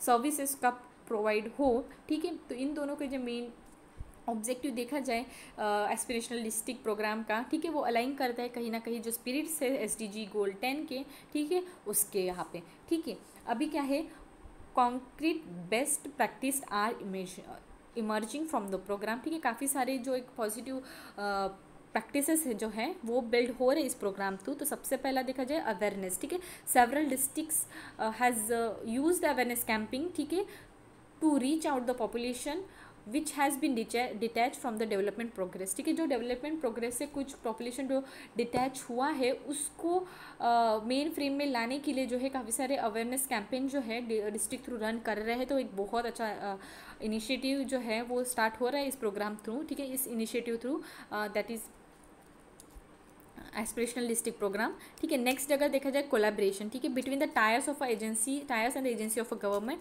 and with the private and the civil societies, ये भी एक प्रॉपर हम बोल सकते हैं एक बहुत अच्छा मूव दिखाई दे रहा है। Next is a datas based intervention, the use of a data to measure impact, locate node of improvement as well as to identify policies and the intervention. ठीक है, ये भी एक जो है मेन हमें दिखाई दे रहा है, इमर्ज हो रहा है बाय इम्प्लीमेंटिंग दिस प्रोग्राम। ठीक है, अभी हमने ये देख लिया कि क्या फाइंडिंग इस रिपोर्ट में मिली है। ठीक है, तो हमने 4 फाइंडिंग देखी। Disparities among the sectors are high, ABD is generating economic as well as a social impact, aligning the objective of ABD, sorry मैं ABD बोल रही हूँ, वहाँ पे ADP है। ठीक है, with the SDGs and fourth one is concrete best practices are emerging, that is awareness, collaboration and data basis intervention. अभी क्या है, एग्जिस्टिंग चैलेंज भी होंगे ऑब्वियसली, कुछ पॉजिटिव पॉइंट है तो कुछ नेगेटिव भी रहेंगे। तो चैलेंजेस क्या है, हमें बजटरी रिसोर्सेज जो है वो इनसफिशिएंट है, उसके साथ साथ जो मल्टीपल मिनिस्ट्रीज़ है उसमें लैक ऑफ कोऑर्डिनेशन है, एक lack of high quality administrative data, ठीक है, जो इम्पैक्ट करेगा रिलेटेड टू द इम्प्लीमेंटेशन। ठीक है, और design of the local level उसमें जो है वही कहीं ना कहीं लैक कर रहे हैं। और जो डेल्टा रैंकिंग है वो are largely focus on assessing quality, that is coverage of access rather than the quantity. Sorry delta ranking जो है मेनली फोकस कर रही है क्वांटिटी को रेदर देन द क्वालिटी। ठीक है, तो ये एक मेजर चैलेंज है। Best practice across the district, यहाँ पे कुछ ना पॉइंट्स दिए हैं डिफरेंट जो मेन थीम्स है, उसमें काफ़ी सारे डिफरेंट स्टेट्स के जो डिस्ट्रिक्ट्स है क्या उन्होंने मेजर लाए। तो आप ये जो प्लेस, ये जो एग्जांपल है आप केस स्टडी में इथिक्स के टाइम पे यूज़ कर सकते हो। ठीक है, तो सबसे पहला है कि हेल्थ और न्यूट्रिशन का अगर देखा जाए तो हैलाकांदी आसाम उन्होंने एक बहुत अच्छा इनिशिएटिव लिया है। ठीक है, जब एक न्यू गर्ल चाइल्ड बॉर्न होती है, ठीक है, उसके बिहाफ में एक इनोवेटिव मतलब उन्होंने प्रैक्टिस स्टार्ट की है कि वो गिफ्ट करे 5 सैपलिंग्स, ठीक है, कोकोनट, लीची, आसाम लेमन, गावा एंड आंवला, ठीक है, इनकी। ठीक है, तो एक बहुत अच्छा इनिशिएटिव है। जैसे जैसे वो बच्ची बड़ी होंगी, ठीक है, तो वो उस फ्रूट्स भी जो है उस ट्री से हमें मिलेंगे और कहीं ना कहीं जो एक immunity building and to get rid from the malnutrition इसको भी हेल्प करेंगे। तो एक बहुत अच्छा इनिशिएटिव है। एजुकेशन का फील्ड का देखा जाए तो राजनांदगांव छत्तीसगढ़ उन्होंने एक इनिशिएटिव स्टार्ट किया है कि वो इंश्योर करेंगे सैनिटेशन फैसिलिटी प्रोवाइड करेंगे फॉर एवरी गर्ल चाइल्ड, ठीक है, for which toilet are essential install in the school. ठीक है, और बांका बिहार में उन्होंने एक प्रोग्राम लॉन्च किया है उगम या बांका, ठीक है, एक regenerating education using technology which is an effort to leverage technology to improve the educational learning को इम्प्रूव करने के लिए टेक्नोलॉजी का यूज़, तो ये भी एक बहुत अच्छा इनिशिएटिव है। फाइनेंशियल इंक्लूजन डोमेन में देखा जाए तो गजापति ओडिशा, ठीक है, एक मिनी बैंक ऑपरेट की जाती है under the Odisha livelihood mission के अंडर, ठीक है, पंचायत थ्रू, जिनके पास बैंक मोस्टली स्टेट्स में जहाँ पे बैंक फैसिलिटीज़ नहीं होती है, तो एक मिनी बैंक का इंस्टॉलेशन जो है कॉमन जो सर्विस सेंटर्स, ठीक है, जो bank account of 27,463 SHG that is self help group, ठीक है, ओपन किया जाता है मेंबर्स के थ्रू, जो लिंक रहेगा विद द आधार कार्ड, इतने मेंबर्स का जो है वो लिंक है, ऐसा भी बताया। तो ये बहुत अच्छा इनिशिएटिव है मिनी बैंक का, Gajapati Odisha. Next is agriculture और वाटर रिसोर्सेज में एक जो जम्मू एंड कश्मीर का एग्जाम्पल है कुपवारा, ठीक है, इंट्रोड्यूस उन्होंने किया है हाई डेंसिटी फार्मिंग, ठीक है, किसके लिए कि जो एग्रीकल्चर प्रोडक्टिविटी है उसको इंक्रीज करने के लिए, इम्प्रूव करने के लिए, उसके साथ साथ to optimise the utilisation of the resources, ठीक है। तो ट्रेडिशनल जो सीडिंग बेस्ड ऑर्चर्ड होते हैं उसको कन्वर्ट करना एक हाई डेंसिटी ऑर्चर्ड में, ये इस मेन प्रोग्राम का एक इनिशिएटिव है। तो एक बहुत अच्छा उन्होंने इनिशिएटिव लिया है जम्मू एंड कश्मीर में। स्किल डेवलपमेंट के लिए ऑब्वियसली उड़ीसा का और फिर से एक एग्जाम्पल है, ठीक है, गजापति, ठीक है, start enrol the people for skill development under Deendayal Upadhyaya Grameen Kaushalya योजना के अंडर में जो है प्रॉपरली जो स्किल डेवलपमेंट प्रोग्राम जो है उसको इनरोल करना, पीपल के लिए पीपल्स को इनरोल करना, उसमें ये भी एक बहुत अच्छा इनिशिएटिव है। बेसिक इंफ्रास्ट्रक्चर में देखा जाए तो जम्मू एंड कश्मीर कुपवारा, ठीक है, network of 176 water harvesting tank are strengthen are has been added to enhance farmer income through water conservation, ठीक है, तो ये भी वाटर कंजर्वेशन, ठीक है, इतने सारे वाटर हार्वेस्टिंग टैंक का इंस्टॉलेशन, तो ये भी एक बहुत अच्छा इनिशिएटिव है। गुजरात का भी एक इनिशिएटिव है, Dahod Gujarat, installation of a solar power community tube well, ठीक है, ये solar power community tube well का भी बहुत अच्छा इनिशिएटिव है, जो काफ़ी सारे जो फार्मर्स है, हाउस होल्ड से, उनको बेनिफिट रहेगा। अब क्या है recommendation given in the studies, कुछ रिकमेंडेशन उन्होंने दी है स्टडीज़ थ्रू। तो सबसे पहला है streamline data collection and ensure effective feedback loop, ठीक है, एक तो जो real time mechanism of a data collection along with the dissemination जो है करेंटली जो कंडीशन है डिस्ट्रिक्ट में, तो उसका प्रॉपरली जो है एक स्ट्रीमलाइन डाटा कलेक्शन, उसके साथ साथ एक प्रॉपर इफेक्टिव जो फीडबैक मिलता है उसको भी इंश्योर करना उन्होंने रिकमेंड किया है।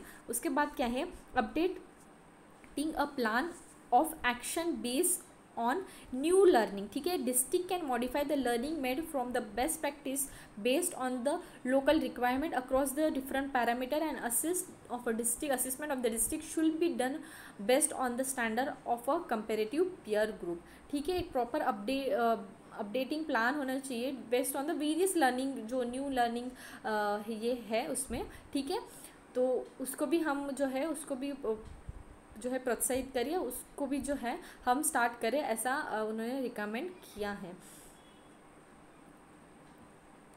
Engaging in the customise local level intervention, इसमें क्या है collaboration with the individual local functional, ठीक है, प्रॉपर कोलैबोरेशन के साथ, ठीक है, फॉर इंट्रोड्यूसिंग वेरियस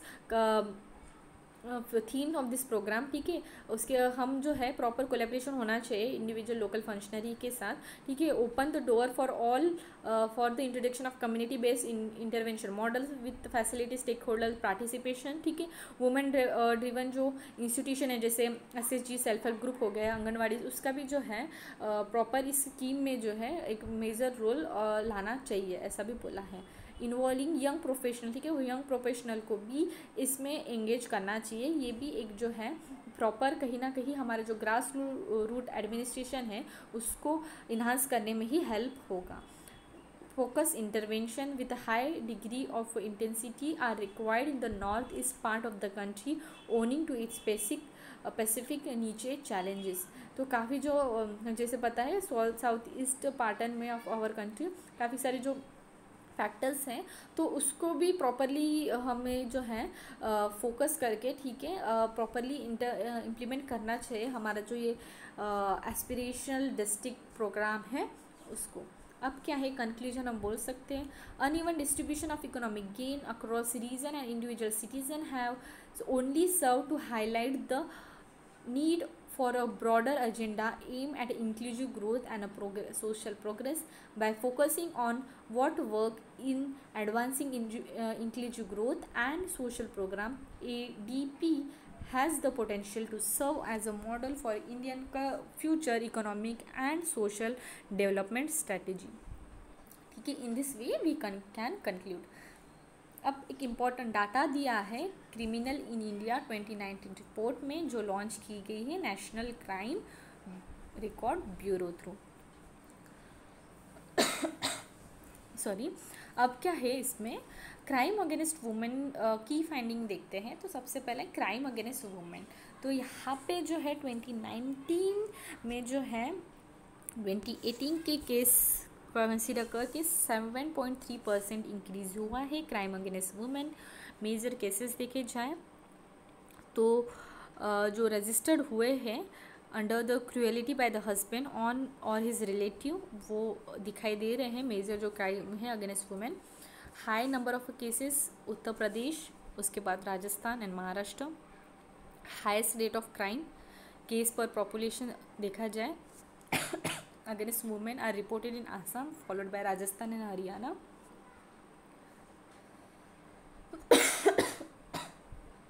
Sorry.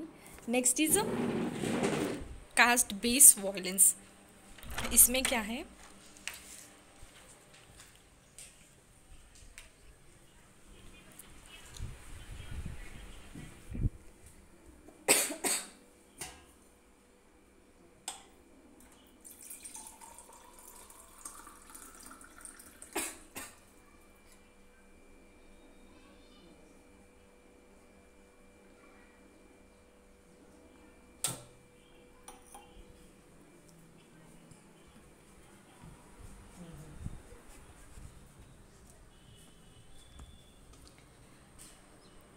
अभी कास्ट बेस्ड वायलेंस में क्या दिया है कि कास्ट अगेंस्ट शेड्यूल कास्ट जो है SC, उसमें जो है क्राइम में इंक्रीज़ हुआ है. ठीक है, 7.3% फ्रॉम 2018 और 2019 का देखा जाए तो यूपी में है जो है कास्ट बेस्ड जो वायलेंस है SC का, वो सबसे ज़्यादा दिखाई दिया है. 25.8% जो है ऑल ओवर कंट्री का कंटेंट करता है यूपी में, बाद में Rajasthan and then Bihar. High rate of crime against SC are reported in Rajasthan followed by MP and Bihar. Offences against state के बारे में अगर देखा जाए तो वो डिक्रीज हुए हैं 11.3% फ्रॉम 18 to 19. तो ये बहुत अच्छा है कि डिक्रीमेंट दिखाई दे रहा है किसी तो केस में. और दिस 80.3 जो है वो रजिस्टर है under prevention of a damage of a public property act followed by unlawful activity prevention act. Cyber crime related देखा जाए तो रजिस्टर ऑफ 63.5 जम्प्ड ओवर 2018. ठीक है, 2018 के रिलेटिव में 63.5% जो है वो दिखाई दिया है, जंप दिखाई दे रहा है.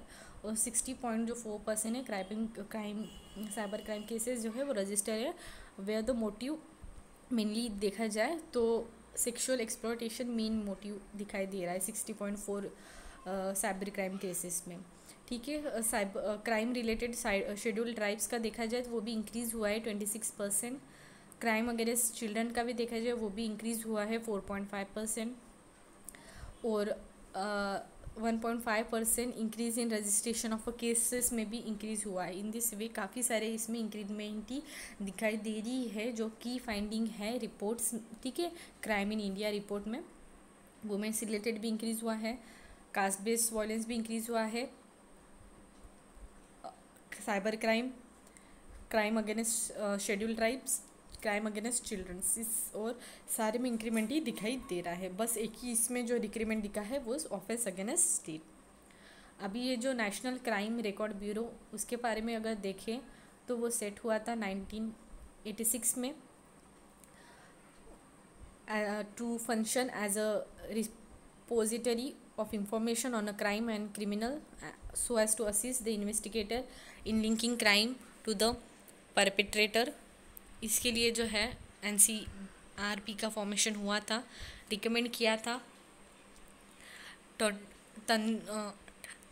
तंदोन committee through and national police commission जो है 1977 1981 एंड जो MHA टास्क फोर्स जो है इनके रिकमेंडेशन थ्रू इसका फॉर्मेशन हुआ था। NCRB is trusted with responsibility, काफ़ी सारे उनको रिस्पॉन्सिबिलिटीज़ वर्क है उनको करने पड़ते, जैसे हुआ monitoring, coordination and implementation the crime and the criminal tracking network of a system programme. Headquarter New Delhi में है, part of a ministry of home affair का पार्ट है। फर्स्ट एडिशन उन्होंने of crime in India pertaining to the year 1953 और last addition अगर देखा जाए तो 2019 अब तक का, तो ठीक है। द रिपोर्ट कैप्चर करती है क्राइम जो रजिस्टर होते हैं under IPC and that is Indian penal code and special and law, local law के अंडर में जो केसेस आते हैं उसके अकॉर्डिंग वो रिपोर्ट प्रेजेंट करती है। पब्लिकेशन इंक्लूड करती है accidental deaths and suicide in India, prison statistic India, fingerprint in India, report on a missing women and children in India. Key objective के बारे में देखा जाए तो सबसे पहला ऑब्जेक्टिव है to function as a clearing house of information on a crime and criminal including those operate at national and international level, उसको प्रॉपरली क्लियर करना, ठीक है। जो इंफॉर्मेशन होती है on a crime and criminal national and international level उसके related. To store, coordinate and disseminate information, ठीक है, एक स्टोर करना, डिसेमिनेट करना, कोऑर्डिनेट करना इन्फॉर्मेशन का inter state and international crime related. Okay, सारे एजेंसीज जो होते हैं, नेशनल इन्वेस्टिगेशन एजेंसी, वोट हो गया, प्रोसिक्यूट, ठीक है, प्रोसिक्यूटर्स इन इंडिया हो गया, इन सारे केस में। To provide training facility to personnel of a crime record bureau, training facilities भी प्रोवाइड करना।